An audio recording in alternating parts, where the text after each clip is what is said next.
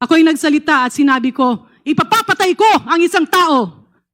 Versus nagsalita ko, ipapapatay ko yung isang tao. May pagkakaiba po ba yun or wala?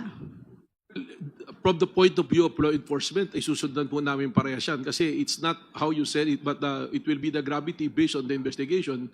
Pagsasama-samahin po yan, it will be the confluence of events. Ano pa ba yung mga naging action na yan? And if it's specifically directed to a person, at saka po yung who will be the beneficiary, at ano yung magiging benepisyo pa po other than sa monetary na maaring mangyari sa'yo.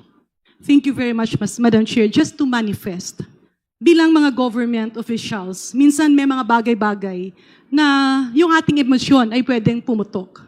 However, kaakibat sa ating posisyon ay ang pag-control, ang pag-decipher, ang pag-discern.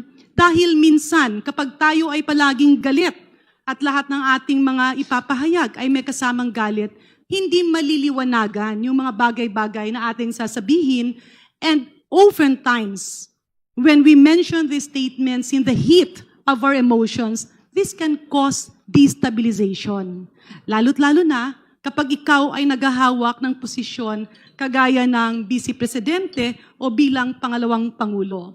In other words, Madam Chair, allow me to manifest that the issues on anger, on demeanor, on statements that cannot be acceptable as members of highly ranking positions. Lahat po ng mga ito, Madam Chair, ay dapat matingnan at dapat mabusisi kasi hindi po pwedeng sabihin natin na joke lang.